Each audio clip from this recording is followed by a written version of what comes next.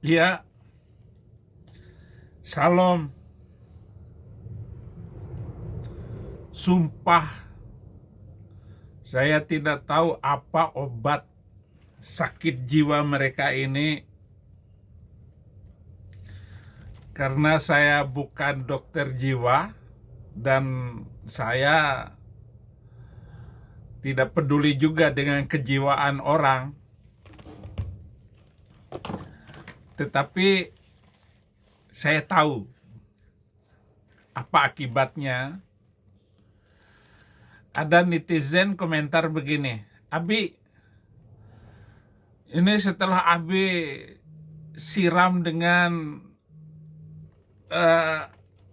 air panas, lalu kenapa Abi meninggalkannya? Bukankah cukup dengan minyak tanah? Jangan ditambah bensin. Abi telah membuat kekacauan mereka dengan mengatakan bahwa 300 simpul glukosuntur itu menjadikan mereka tambah miring begitu. Abi adu domba mereka antara Oma dengan Rizik. Kenapa Abi tega? Ya, saya tetap berada di jalan kebenaran karena Yesuslah jalan kebenaran, dan membuat pernyataan-pernyataan penting agar menyembuhkan jiwa mereka itu. Jadi begitu, saudara. Kita dengarkan. Ente mau lihat kebusukan, kedengkian yang tersembunyi yang Allah keluarkan lewat lisan? Mudah. Ente dengan gamblang mengucapkan sebuah lagu sebujur bangkai lebih bagus daripada 70 habaib. Apakah habaib semua ini mengajarkan nyanyian? Mikir, mana lebih bagus? Solawatan, maulitan, tahlilan, ratiban, manakiban. Pakai ini kalau ente ulama. Bicara itu pakai ini. Jangan pakai hawa nafsu. Sehingga hawa nafsu itu yang menghancurkan dirimu sendiri. Ente mau lihat? Jadi memang saya sudah menyiram mereka dengan comberan, dengan air yang panas. Semua mereka, karena memang biasa bahwa mereka itu dibuatkan kepanasan dan tidak tahu apa akibat dari hal-hal yang demikian itu, menjadikan mereka gila. Tambah lagi Imaduddin ini ngeri juga cara dia membuat. Tetapi Imaduddin itu anak sulung yang luar biasa karena tidak tenang kalau sebelum sesuatu itu dibongkar. Dan ternyata pernyataan Imad bahwa Habib itu bukan turunan Nabi, dan penelitian yang mendalam yang luar biasa, mereka kebakaran jenggot. Ya, sekarang saya nggak tahu lagi apa obat untuk Ustadz ini. Saya nggak tahu apa obatnya gitu. Kok dia setelah membuat pernyataan-pernyataan mengajar di luar daripada akal sehat, kewarasan biasa seorang ustadz. Jadi, waduh, aneh-aneh pengajarannya. Masih mendingan, masih untung, masih lebih bagus Mama Gufron. Itu Mama Gufron itu saya acungkan jempol. Kenapa? Karena dia sangat mendukung, menghormati dasar-dasar negara, Undang-Undang Dasar 45 dan Pancasila. Pancasila itu sesuatu karya nabi, karya kenabian Soekarno, yaitu nabi Indonesia itu. Sangat dihormati dan sangat luar biasa. Kenapa? Karena Soekarno sudah mengatakan bahwa agama ini seperti loyo sonto. Nah, dibalik kata itu. Jadi loyo sonto ini sudah diomongkan oleh Nabi Soekarno bahwa jangan memakai mental-mental buruk di dalam beragama kalau mau jadi orang agama itu. Jangan seperti Arab, jangan seperti orang India, jangan seperti orang Yahudi katanya, tetapi harus menjadi Nusantara. Maka dia mencetuskan Pancasila. Mama Gufron sangat mendukung Pancasila ini. Walaupun orang kalau sepintas itu mengatakan ini orang sakit jiwa. Padahal tidak. Dialah yang murni di dalam berpikir itu. Ada ustadz teriak-teriak membela nasab turunan Arab. Maka saya katakan Soekarno adalah seorang nabi. Nabi Soekarno yang telah membuat 5 prinsip dasar kehidupan bangsa Indonesia. Ada ustadz ini. Di Al-Azhar, ulama-ulama Al-Azhar, universitas tertua di dunia, mereka memuliakan Sadah Ba'alawi. Mereka memuliakan para ulama zuriat Rasulullah sallallahu alaihi wasallam. Jelas? Nanti kalau ada yang nanya, kenapa Ustaz Somad itu memuliakan habaib? Karena kami belajar di tempat guru-guru kami memuliakan. Cari ceramahnya di YouTube. Syekh Usamah Al-Azhari bercerita bahwa Al-Ba'alawi, keluarga Ba'alawi, zuriat Rasulullah, mereka tidak hanya sekedar berdakwah, tapi mereka juga hebat dalam bidang tijarah. Mudah-mudahan kecintaan kita bertahan, bahkan bertambah di tengah fitnah akhir zaman yang luar biasa. Di Al-Azhar, ulama Dia bilang ini adalah fitnah akhir zaman. Masih ada obatnya enggak? Masih ada obat enggak penyakit kamu itu? Jadi kamu, Ustadz sudah membuat juga, saya tidak akan berhenti untuk mempermasalahkan segala bentuk ajaran yang kamu ajarkan itu. Kembali kepada ajaran yang benar, kembali kepada Quran dan Sunnah.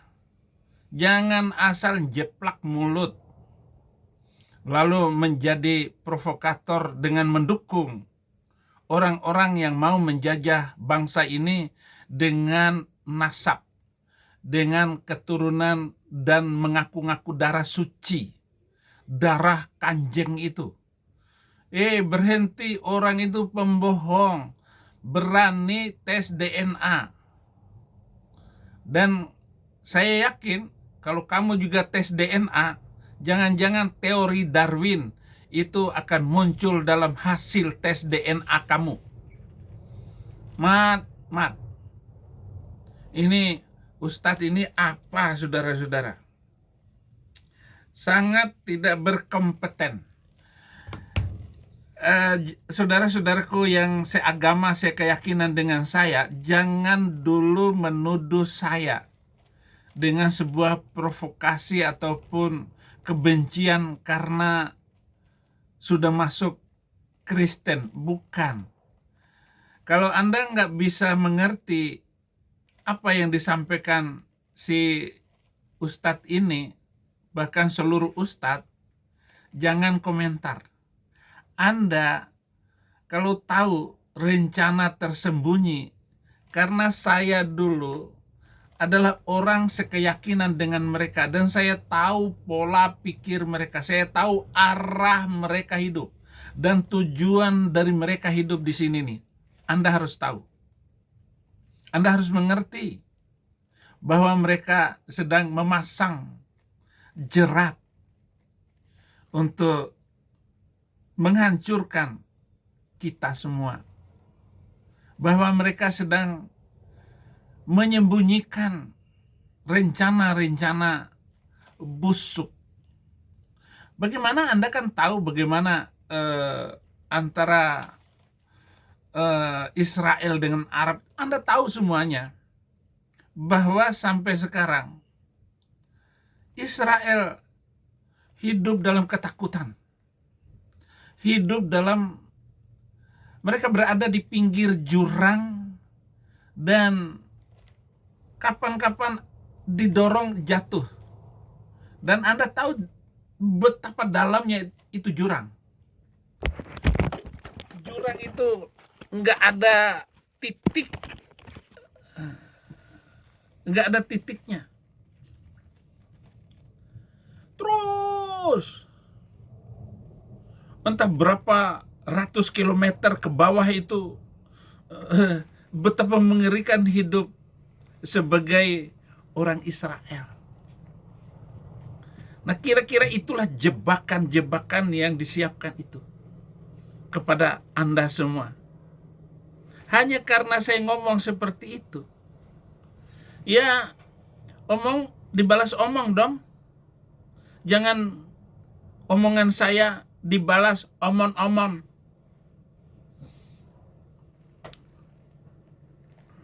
Hati-hati Anda, karena mereka tidak pernah punya konsep damai. Mereka tidak punya konsep ajaran memperbaiki hubungan yang bagus. Sekarang di Eropa, Australia, negara-negara yang menerima pendatang itu, Inggris, Jerman, Belanda menyesal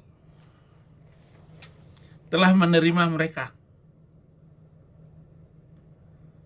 Di negerinya sendiri, saudara-saudara, mereka terancam hidupnya setelah mendapatkan kenikmatan-kenikmatan kekayaan bangsa itu. Mereka dikasih hati, minta jantung. Anak-anaknya disekolahkan gratis. Makanan diberikan. Karena mereka diterima asylum mereka. Diterima dan dikasih green card kepada mereka. Malah menuntut diberlakukan undang-undang gurun. Undang-undang gurun lebih bagus daripada undang-undang buatan manusia. Undangan togut, aturan togut. Mereka teriak semua, bilang begitu, saudara-saudara. Padahal sudah diterima. Asylum mereka diterima. Tetapi melakukan kerusuhan. Bukan sekedar kerusuhan. Ada sopir, itu dia sopir truk.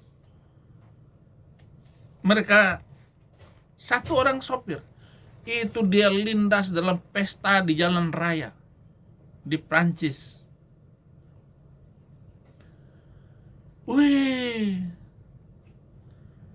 Ratusan orang kelindas mobil dan mereka teriak tanpa ampun. Jadi para pendatang dari Timur Tengah itu menyusup di dalamnya orang-orang yang diikuti oleh Ustadz tadi, Ustadz Batubara tadi. Saudara, ngeri sekali, ngeri banget, ya. Ya. Nah, sekarang ada kecenderungan orang yang menolak Habib. Gimana ceritanya, Ustaz? Mungkin kasih sedikit pandangan, Ustaz. Pertama menolak Habib, nanti lama-lama menolak Islam. Ya. Ujung-ujungnya itu ya ke sana. Maka ibarat makan bubur panas, ya. Bubur panas itu dia tidak langsung dari tengah karena panas, pinggir-pinggirnya dulu. Iya, menolak. Kalau sudah orang kehilangan kecintaan kepada para habaib, hilang kecintaan pada ulama, hilang mahabbah, ya lama-lama ketika Islam dihinakan, dia cuek aja. Hati-hati, ini sedang menggerogoti kita. Maka kita tetap mencintai para habaib, zuriat Rasulullah SAW, mencintai para kiai, para tuan-tuan guru, para ulama. Itulah yang kita tanamkan kepada anak-anak kita. Kenapa Bang Ahmad Ali cinta kepada ulama, cinta kepada para habaib? Karena orang tuanya menanamkan itu. Cerita beliau tentang menimbakan air ya Bang. Ya. Jadi dari kecil kita menyapu halaman, air wudhu dulu ditimba dari sumur. Jadi kalau ada orang heran sekarang, kenapa Bang Ahmad Ali sayang kepada para habaib, sayang kepada para ulama? Pendidikan orang tua.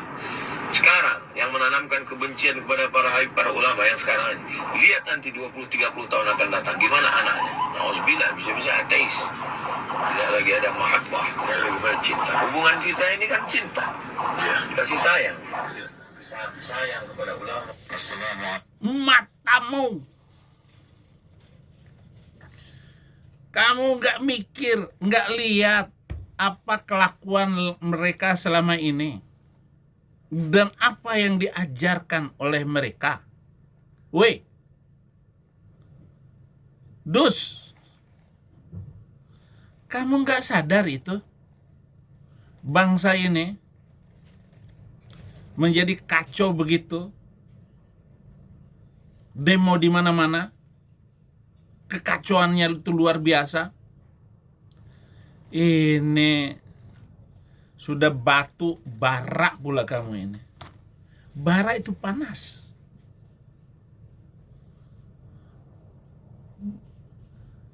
Somat. Nggak habis saya berpikir orang-orang ini ya. Kira-kira obatnya apa kamu ini, Mat? Masih ada nggak obatnya, Mat? Waras sedikit dong, waras sedikit.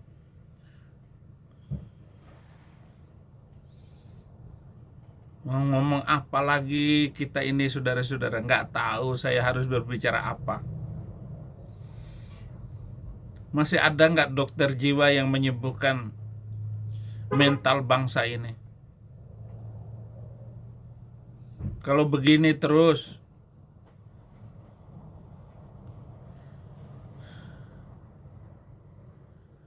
justru 10 tahun, 20 tahun yang akan datang, kita nggak tahu apa yang terjadi.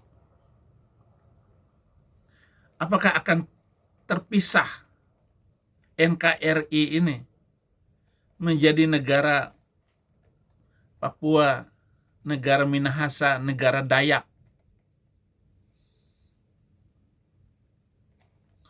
negara Bima.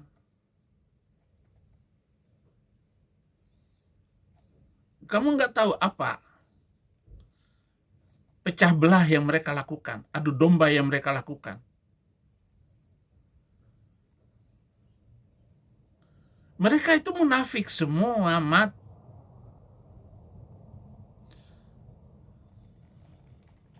Bagaimana mereka ini nih ya, kuburan saja dibikin kuburan palsu supaya apa?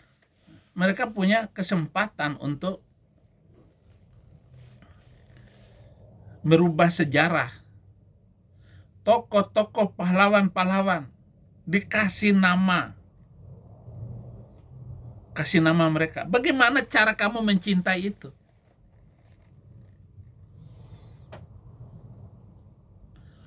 Seorang Habib yang gila,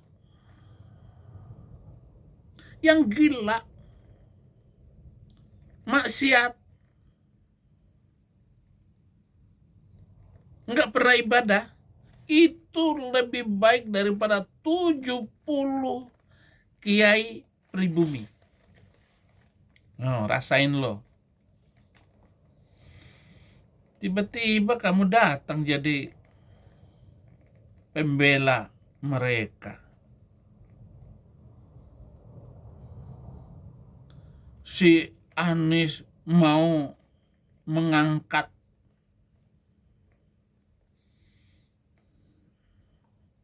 kakeknya Baswedan sebagai pahlawan nasional. Saya ini pahlawan pemersatu NKRI.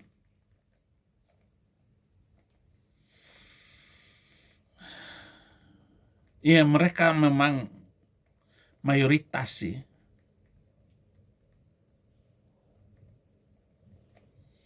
Dengan suara berat kayak Ustadz itu sangat meyakinkan.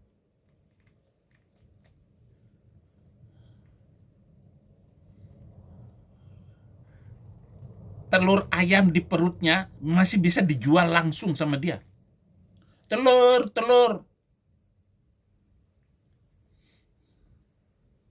Saking meyakinkan mereka ini, saudara-saudara.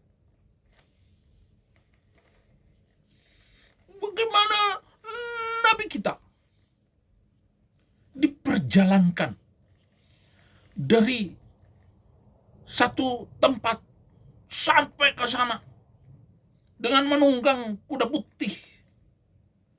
Dan kuda putih itu wajahnya perempuan. Dengan Jibril. Dan sampai di sana, dia memimpin sholat para nabi-nabi yang jumlahnya 124.000. Lalu naik ke langit sampai ke titik Sidratil Muntaha. Lalu dia masuk ke tempat Allah bersemayam. Lalu menerima perintah 50 kali sehari semalam. Dan itu adalah peristiwa mukjizat yang luar biasa. Yang luar biasa, saudara-saudara.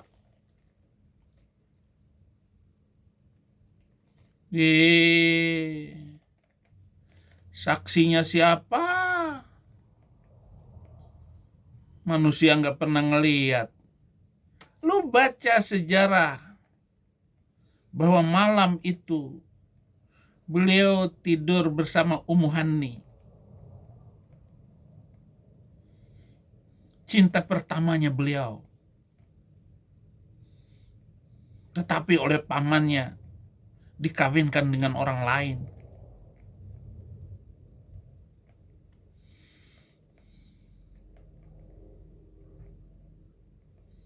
Bagaimana bisa Anda percaya semacam itu? Baca tulisan-tulisan yang berderet itu. Agar kita tidak salah membangun sebuah budaya ke depan ini. Jangan lagi dengan cara ajaran abad ke-7 budaya yang tidak benar itu untuk dikaitkan bagi kehidupan yang maju di masa hadapan, di mana orang-orang ini, saudara-saudara, berlomba-lomba memperbaiki taraf ekonomi, taraf pendidikan, dan anak-anak bangsa ke depan jangan diajarkan lagi dongeng-dongeng nenek tua itu. Supaya Anda 20 tahun yang akan datang tidak dikira.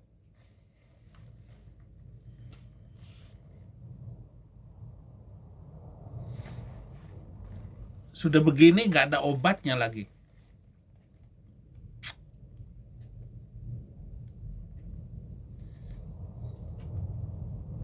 Jangan mengerahkan massa hanya untuk tujuan-tujuan untuk merusak kehidupan yang tentram. Nggak usah lagi dilombakan baca kitab suci. Oh, mari kita lomba kitab suci. Mulai dari tingkat desa, tingkat kecamatan, kabupaten, provinsi, nasional. Buang duit, buang uang. Nggak ada kontribusi bagi kemajuan zaman. Nggak ada kontribusi bagi pembangunan dan kemajuan umat manusia. Janganlah hati yang sempit ini merusak apa yang dihasilkan oleh otak manusia. Mereka demo merusak, menghancurkan fasilitas-fasilitas.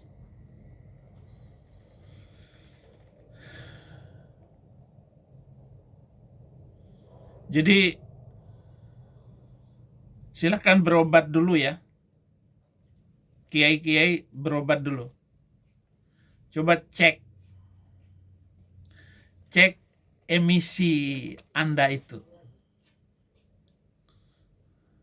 Knalpot Anda itu masih pantas nggak untuk hidup di zaman modern ini?